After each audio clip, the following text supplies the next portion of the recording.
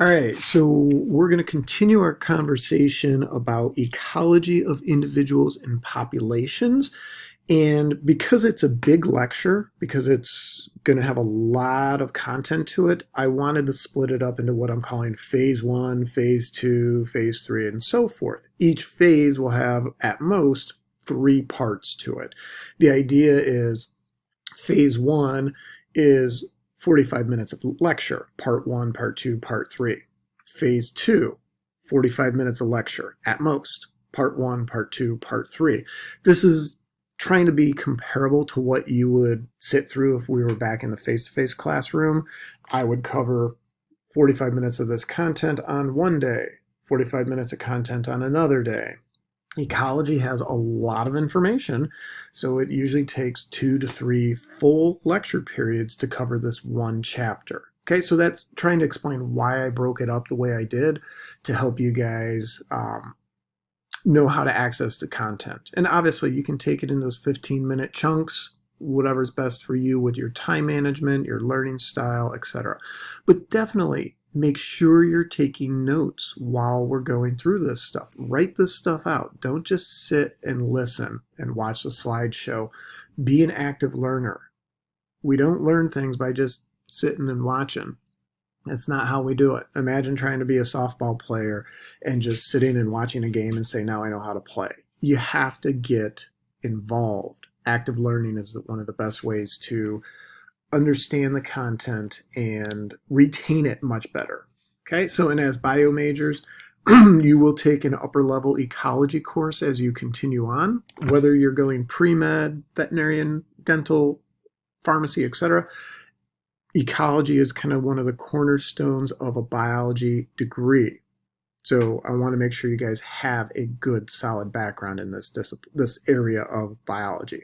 And I'd love to see more of you becoming, or a bunch of you become ecologists. We need lots of people who understand this field because remember, ecology is looking at the big picture. We need people who can see the big picture. So, all right, so let's jump into phase two here. We left off at the end of phase one talking about survivorship curves. And are you a type 1, a type 2, a type 3? So we left off with type 3 survivorship curve, talking about the key features there. Usually these guys have a short lifespan. They are, let me change the font, make it more. There we go. Okay, short lifespan, typically a small body size, but they have lots of offspring. Unfortunately, there's a huge mortality with their offspring early on. Most of those frog eggs on the bottom of that leaf there will not survive to adulthood. Massive mortality. A lot of them get eaten. And in general,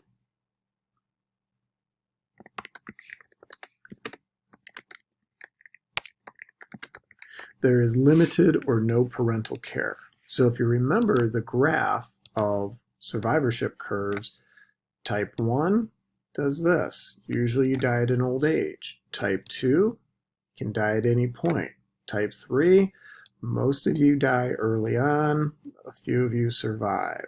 So again, it becomes a numbers game. If I produce 600 eggs and 3 of them survive, that's success because then they'll produce the next generation and the next generation. So again, think about those strategies. I asked you in the previous lecture to start thinking about a species. Is your species a type 1, type 2, or type 3 survivorship curve? So, okay, so we have survivorship. We then also want to look at reproductive strategy. What strategy does your species use? And let me make a couple quick adjustments here.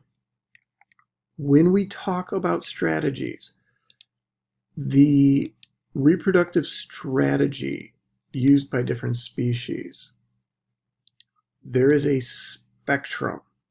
All right, so this is supposed to be the spectrum. R sits on the far side of it. We could say the far left. K sits on the far right. And there's a whole lot of things in between here that are not all the way to the R or all the way to the K side of the spectrum. What I'm going to do is talk about the ends of the spectrum, the R's and the K's, and then please, and I can't stress this enough, please recognize most things fit somewhere in between. So, okay, so let's take a look at an R strategy. Our strategy when it comes to reproduction. Yep. Let me clean up the fonts here. Get rid of that, get rid of that.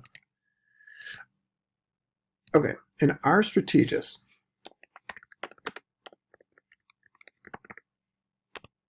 in general, have lots of offspring. And when I say lots, we're talking hundreds to thousands of offspring.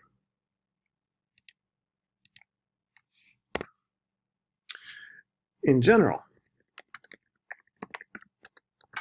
there is zero parental care associated with our strategists. Zero, none. You're not doing a lot to take care of your babies. There tends to be huge mortality of your offspring. But as long as a couple survive, that's success for the population. So you think about the reproductive strategy here. This tends to be found in species that often exhibit a type 3 survivorship curve. Okay, small body size. Nope, actually, let's add that one in there as well.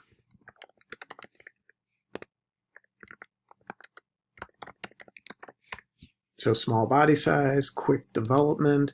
These guys are up and running very, very quickly. But they often have a short lifespan as well. So again, lots of type 3 species fit the R strategy of reproduction. The opposite side of the spectrum here.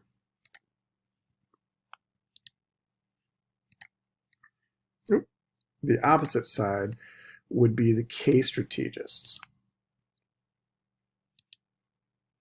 Now, K strategists tend to have few offspring. Ooh, get that out. So they might only have 2 or 3. So you think about mama bear, 2 or 3 offspring. Lots of parental care. She's going to do everything she can to protect those cubs to ensure their survival. Generally, there's a low mortality rate among the offspring because mom is taking care of those kids, trying to make sure that they survive, doing everything possible for the success of her offspring. We often see a larger body size and a slower development. So it takes years before a bear is capable of reproduction. So when we look at those guys, they tend to fit the type 1 survivorship curve. So you think about all those features of a type 1, that lends more towards K strategist. But as I'm trying to stress here, there's lots of in-betweens. There's lots of things, animals and plants and all living things that fit in between the spectrum of an R and the spectrum of a K strategist, in between the type 1 and the type 3 survivorship curves, and so on. So we're looking at generalizations here with a lot of this ecology information. That's just how it works with ecology and looking at things. So we now know your survivorship curve, your likelihood of surviving a certain period of time, your reproductive strategy. Let's assume your population is going to grow. What type of growth model does your population exhibit? One type is known as exponential growth. So if you have births that are greater than the deaths, so more babies are born than die, your population size will increase. that causes growth. There will be a critical point. Let's put the arrow here. That all of a sudden you get this explosive growth. When you have a J-shaped curve like this, we call it exponential. The biggest factor that triggers this explosion is the number of females of reproductive age. That's a symbol for females there. The number of reproductive females in your population. So if you have 600 breeding females and they all have one offspring, next generation you're up to 1,200. The next generation you might be up to 1,800. The next generation you're up to 3,600 or whatever. You get this rapid increase in growth. Now obviously there are things that control this, but females are the key to population growth. If you want to control population growth, females are the key. You stop the reproductive ability. You eliminate females from the population, and then your growth either slows or it goes down. Right? So here's cover your eye if you're sensitive. Here's an example of exponential growth in your kitchen. Cockroaches. Go back to insects. You could do the same thing with tapeworms, roundworms. Think about parasites. When they have optimal conditions and they're reproducing like mad, populations explode. So one pair of cockroaches can do this in the course of a couple weeks because of the reproductive potential, what we call the biotic potential, the number of offspring that they can produce. So let me introduce that term right here. Biotic potential, important term to make sure you're comfortable with.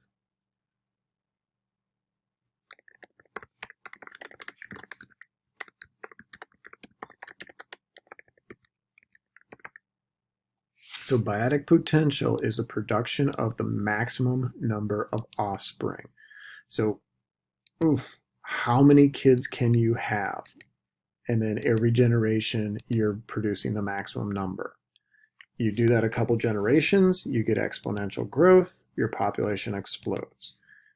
But what will happen naturally is that eventually your population will level off, and it goes into what's called the logistic growth phase. So logistic is when you get into this kind of S-shaped curve here. So your growth starts to slow down and you start to level off. This red line, please change that to a green line.